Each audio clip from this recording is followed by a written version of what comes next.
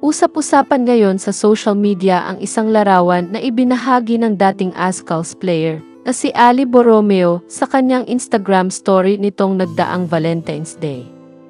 Sa nasabing larawan, makikita siyang kayakap ang isang babae na nakasuot ng cream na jacket at may ponytail. Ngunit may takip ang mukha ng babae, kaya't hindi agad matukoy ang kanyang pagkakakilanlan.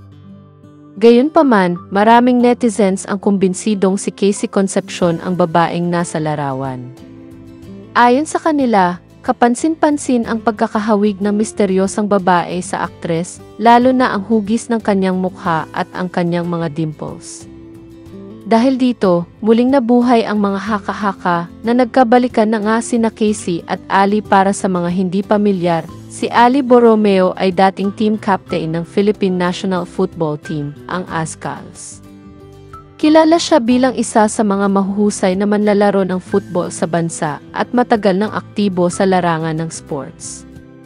Bukod dito, siya rin ay dating kasintahan ni Casey Concepcion, kaya't hindi nakapagtatakang muling malink ang dalawa matapos ang matagal na panahon. Sa katunayan, nitong mga nakaraang buwan ay may mga senyales na nagkabalikan nga sila. Noong August 2024, ibinahagi ni Casey sa kanyang Instagram story ang ilang larawan mula sa Paris. Bagamat walang direktang pagbanggit kay Ali, napansin ng netizens na tila magkasama sila sa ilang larawan.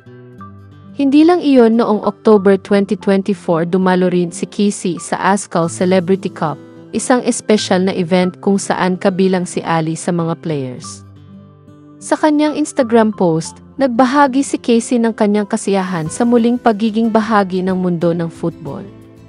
Dahil sa mga detalyeng ito, hindi maiwasang magtanong ang mga tagahanga, nagkabalikan na nga ba sina Casey at Ali? Baka naman simpleng pagkakaibigan lamang ang namamagitan sa kanila? Sa ngayon, nananatiling palaisipan pa rin kung totoo nga ang mga espekulasyon ng netizens. Wala pang opisyal na kumpirmasyon mula sa kanilang dalawa tungkol sa kanilang tunay na relasyon. Ngunit isang bagay ang sigurado, ang kanilang kwento ay patuloy na sinusubaybayan ng maraming tao, lalo na ng kanilang mga tagahanga na umaasang muling mabubuo ang kanilang love story. Hanggang sa may malinaw na pahayag mula sa dalawa, mananatiling usap-usapan at haka-haka ang kanilang posibleng pagbabalikan.